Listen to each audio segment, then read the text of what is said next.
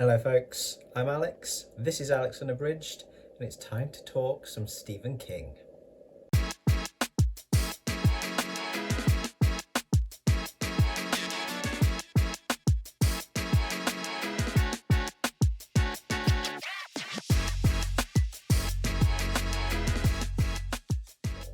So welcome back to the channel if that is the case.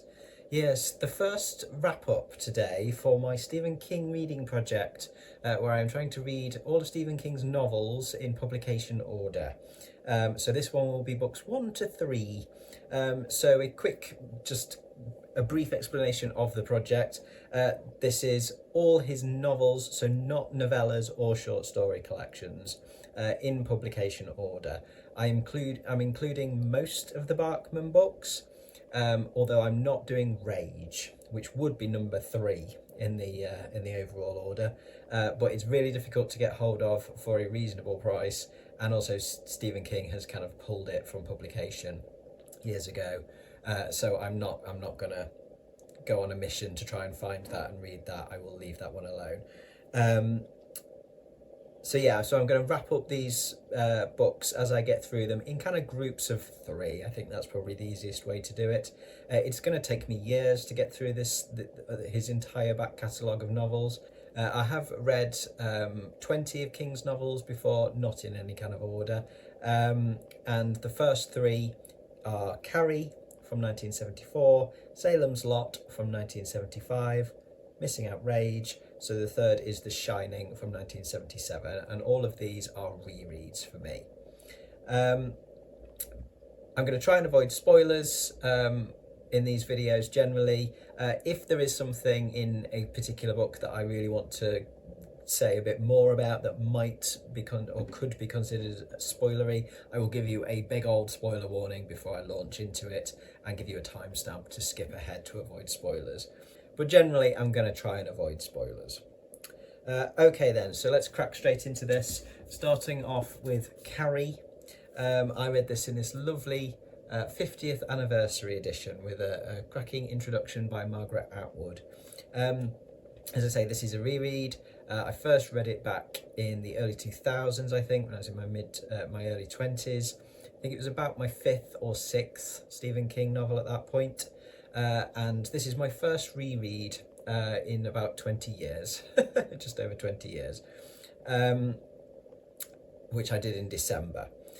So this, of course, is the story of Carrie White, a socially awkward high school girl in a small town in Maine, who is bullied relentlessly by her peers, is abused by her mother, who is fanatically religious. And it opens with a kind of a pivotal scene where Carrie has a traumatic experience in the girls' locker room, and she's mocked and tormented by her classmates as she breaks down in terror. And this event becomes the catalyst for the story's main event later on, as it awakens Carrie's latent telekinetic powers. So yeah, this is still, I have to say, an affecting story 20 years on. It's definitely a cautionary tale of the damage that bullying and abuse can do. It's still relatable for me. I think I related to it more when I read it in my early 20s, but then that's kind of to be expected because I was much closer to the age group. My memories of secondary school were much closer to me back then. I've got 30 years pretty much on it now, so they are a distant memory. I've changed a lot in that time, but they are definitely relatable. And in fact, my niece, who was 13 when she read this, read it just before I did last year. She definitely connected with it. It was her first King, and it definitely made her want to read more. She definitely connected with some of the stuff in it for sure. I think it's got, the supernatural elements in it are good and creepy and, engaging. It's not, I wouldn't say it's necessarily scary like some of King's other books. It didn't kind of terrify me in that respect. But the relatable stuff of the struggles of teenage life, the bullying, the isolation, the loneliness, feeling like an outsider, that kind of thing, they ground it really well, even with the supernatural telekinetic stuff. And yeah, they make it a really engaging read. Um, Carrie's a decent character, reasonably multifaceted, I think, but she's kind of, I think the other characters in it are less so. The writing style is kind of very King in terms of it's accessible, it's straightforward. It's not at the quality that he reaches, kind of in later novels, which you wouldn't expect. This is his first. But all the hallmarks of what sort of becomes his style, his kind of trademark style, are all there, I think, in their infancy. It can be a little bit clunky at times. It's not particularly subtle, but it's never bad. And I really like the structure of it. I think it works really well with these kind of excerpts from newspapers and other publications to tell the story. And it obviously worked well for others because it's something that we've seen kind of repeated or paid homage to quite a few times since Carrie's publication. So yeah, I still really liked it 20 years on from the first read. It's a 4-star, I think, on Storygraph for me. It's an impressive debut novel, and as I say, you can see the potential there. You can see the beginnings of what I would come to love about King's writing as it evolved. And I think it's a really good one as a kind of an entry point for teenage readers. As I say, my niece kind of read it and immediately kind of went, "Oh, what more can I read of his?" So yeah, I still think it's a cracking story, and as a first novel, it's pretty impressive. So on to book 2 then, which is, as I've said, Salem's Lot. I had this as an audiobook. This is probably reread number 7, something like that. I first read it back in 1998, 99, something like that. It was my second King that I ever read. I also reread it in August last year for Garb August, so this is quite a short gap between reads for me, but I don't mind because I know this one quite well already and I love it. So yeah, this is Stephen King does vampires, of course, but also small town drama, small town sort of community drama. In this we meet Ben Mears, who's a novelist who's returning to the town of Jerusalem's Lot, so Salem's Lot, in Maine, where he briefly lived when he was a kid, and he plans to write a book based on the sinister local Marston House, is what it's called. It's kind of a decaying abandoned mansion that sits upon the hill, and it's got a very ominous reputation. And Ben's drawn to the town by nostalgia and also kind of the memories of a really terrifying incident that he experienced in the Marston House when he was a boy. And so he's got this idea to try and come back to the town to write this book and to try and rent the Marston House when he's there, but finds that it's been recently purchased by the mysterious Richard Straker and Kurt Barlow, 2 enigmatic business partners, and their appearance in the town, their arrival in the town, coincides with the beginnings of some pretty terrifying happenings. So yeah, this is a massive step up from Carrie in pretty much all aspects, I think. The jump in quality and complexity, I think, is really noticeable.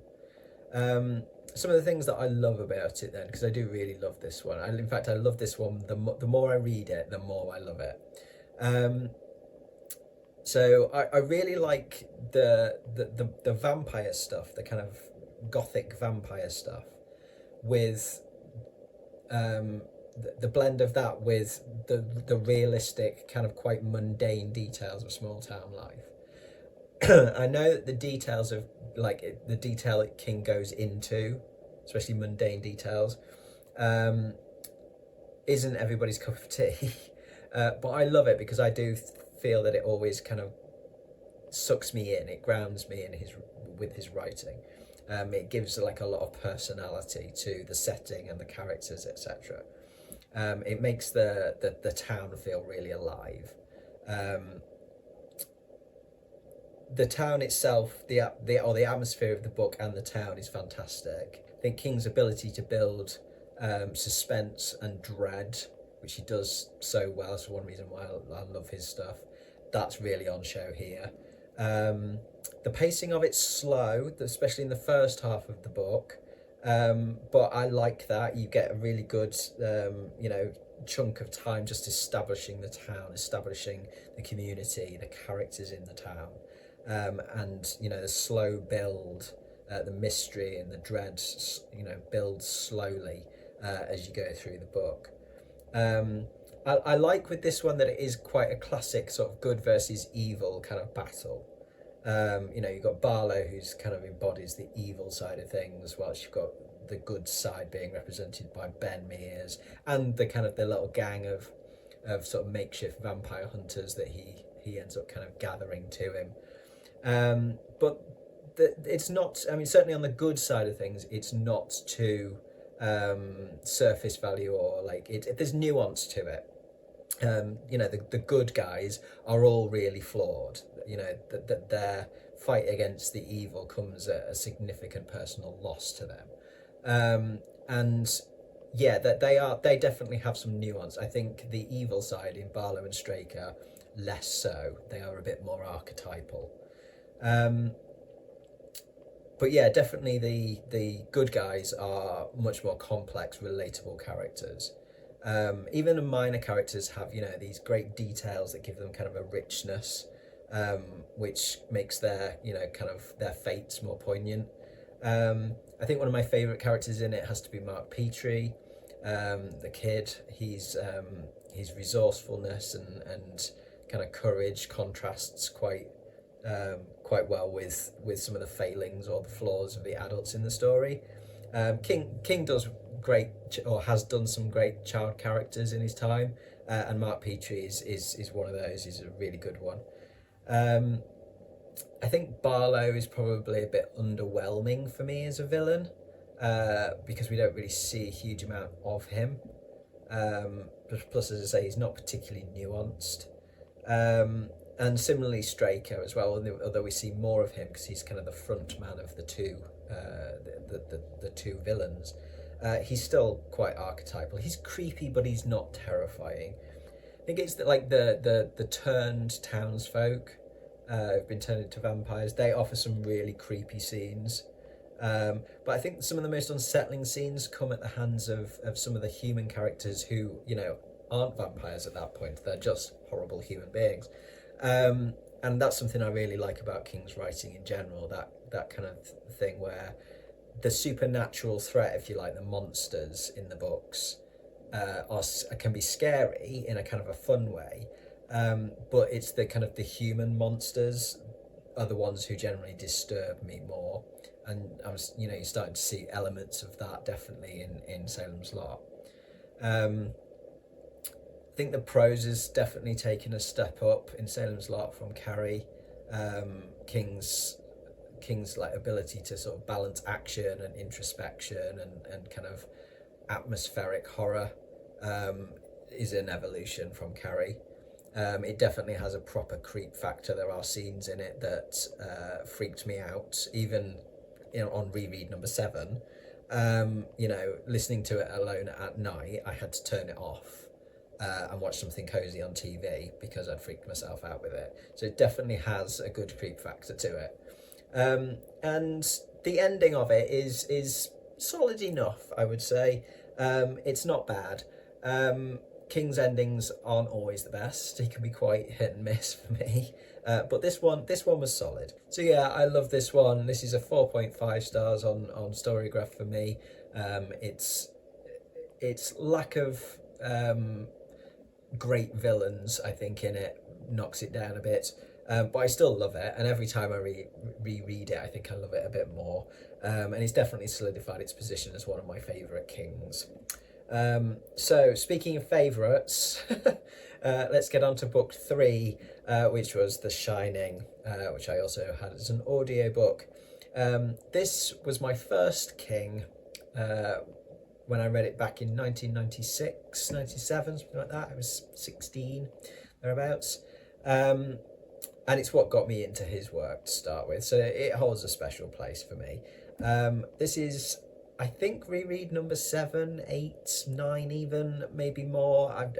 I've lost track with this one, but I last reread it in December 2021 before this reread that I've done this year.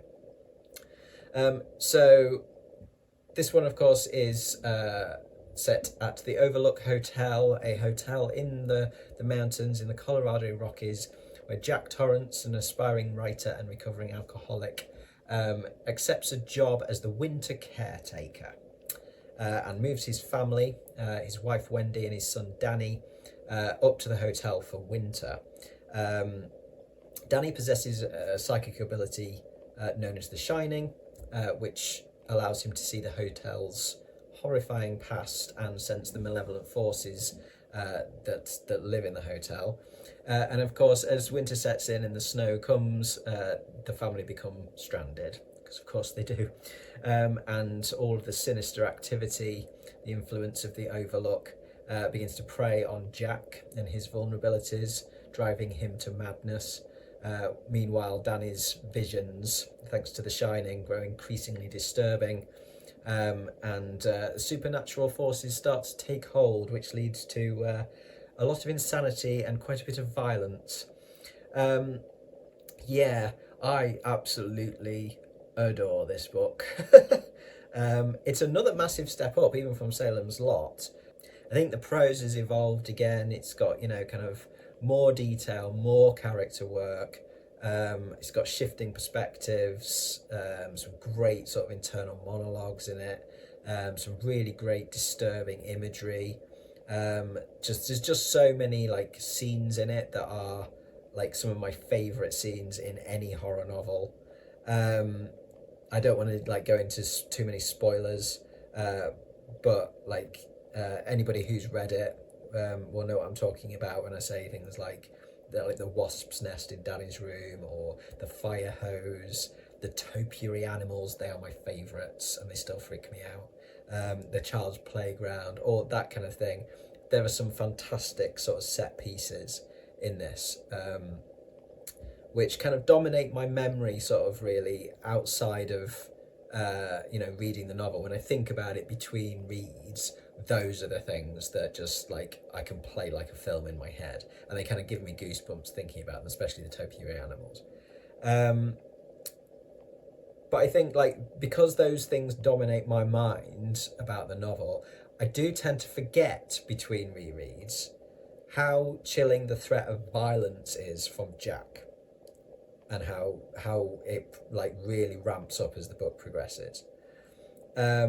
The sort of set pieces, if you like, are the kind of the fun adrenaline fueling horror, kind of like the jump scares of a horror film. They're the bits I kind of look forward to. But it's Jack's descent into madness and like violence that I find more disturbing for sure.